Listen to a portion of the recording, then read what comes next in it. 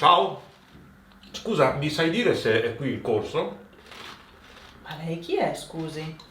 Scusa, ciao, sono Paolino. E io sono l'insegnante del corso. Ah, scusami, non ti avevo riconosciuto. Mi posso sedere lì? Forse lei ha davvero bisogno di un buon ripasso della forma di cortesia. Come sempre, il povero Paolino non ce la può fare. Avrai capito che in questo video vedremo insieme la forma di cortesia. In italiano, per la forma di cortesia, utilizziamo il pronome personale di terza persona singolare lei. Ma vediamo insieme in quali casi diamo del lei. Innanzitutto quando non conosciamo la persona con la quale stiamo parlando, oppure non abbiamo molta confidenza con lei. Per esempio con il personale di negozi, bar, ristoranti, uffici. Diamo del lei anche alle persone anziane come forma di rispetto. Oppure utilizziamo il lei in quei contesti in cui c'è una sorta di gerarchia, per esempio in ambito scolastico, tra alunno e professore, oppure sul lavoro, generalmente nei confronti di un nostro superiore, anche se in questo tipo di contesto ultimamente si tende a passare velocemente al tu. Quando invece utilizziamo il tu? Ovviamente quando conosciamo la persona con la quale stiamo parlando, quindi con amici, conoscenti. Spesso il tu viene utilizzato anche fra ragazzi giovani che non si conoscono tra di loro. Anche il contesto può fare la differenza. Le stesse due persone che si danno del lei ad una conferenza possono darsi del tu ad una partita di calcio, per esempio. Le relazioni cambiano e man mano che conosci una persona arriverà un momento in cui vorrete creare una relazione più intima o più informale e quindi passare dalla forma di cortesia con il lei alla forma familiare con il tu. Esistono delle frasi che potrai usare o che ti sentirai dire da altre persone per passare dal lei al tu. E queste frasi sono dammi del tu o diamoci del tu, possiamo darci del tu. Quindi stiamo chiedendo di passare a una conversazione più informale. Usare il lei, che generalmente è scritto con la L maiuscola, ha delle conseguenze grammaticali, soprattutto sui pronomi e sui verbi. Cominciamo con i pronomi. Lei è un pronome di terza persona singolare e femminile. Quindi anche i pronomi diretti e indiretti saranno pronomi di terza persona singolare e femminili, anche se parliamo con un uomo. La posso aiutare, signor Turra? Posso aiutare lei? Signor Ferri, le telefonerò domani. Telefonerò a lei. Come vedi, noi stiamo parlando con degli uomini, ma i pronomi sono femminili. Per quanto riguarda gli aggettivi, non abbiamo problemi. Gli aggettivi saranno maschili o femminili in base al sesso della persona con cui parliamo. Signor Merli, è soddisfatto della conferenza? Signora Rossi, mi sembra molto stanca.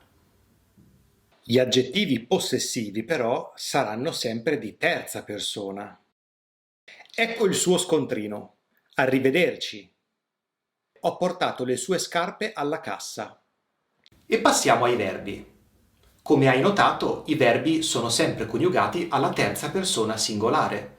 Lei mi sembra stanca. È soddisfatto della conferenza? E quando abbiamo i tempi composti, dove c'è un participio passato come il passato prossimo? Anche in questo caso il participio passato sarà coniugato al femminile o al maschile in base alla persona con cui parliamo. Signora Piva, è mai stata qui a Ferrara? Signore, lei non è mai venuto qui da noi. Ti capiterà di sentire frasi come queste. Dottore, l'ho vista ieri in centro con sua moglie. In questo caso il participio passato, vista, è femminile, anche se parliamo con un uomo. Questo succede quando nella frase è presente un pronome diretto, in questo caso la, che significa lei. Ho visto lei. Professore, l'ho sentita parlare alla conferenza la settimana scorsa. Perché usiamo proprio il pronome lei? Beh, una volta si usava il voi, come in francese, pronome che è rimasto in alcune regioni del sud Italia. Il lei poi si è imposto, soprattutto da quando, per rivolgersi a una persona e dimostrare rispetto a quella persona, si usavano espressioni come Sua Signoria, Sua Magnificenza, Vostra Grazia. Si tratta di sostantivi femminili, che hanno portato poi alla diffusione del lei. Usando il lei evitiamo anche di rivolgerci direttamente a quella persona. È come parlare all'autorità che quella persona rappresenta. Forse starai pensando: bene Francesco, tutto chiaro, io uso il lei quando parlo con una persona che non conosco, con cui non ho confidenza, a cui ho bisogno di portare particolare rispetto, ma se parlo con più persone che non conosco, devo usare loro? Secondo la logica, la terza persona plurale è loro. In realtà oggi no. Era molto comune in passato, è ancora usato in qualche zona d'Italia, ma quando parliamo con più persone usiamo sempre il voi, anche se non le conosciamo.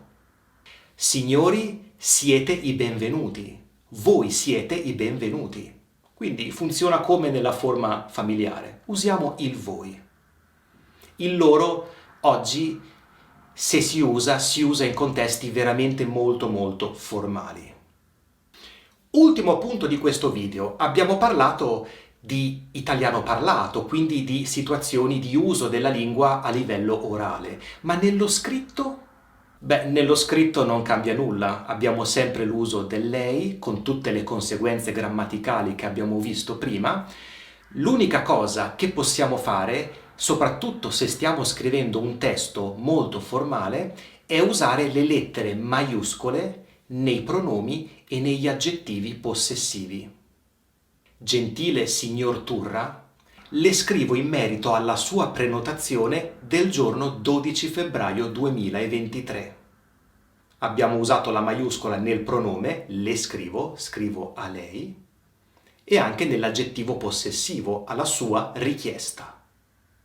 Non è obbligatorio, ma è molto comune nelle comunicazioni formali.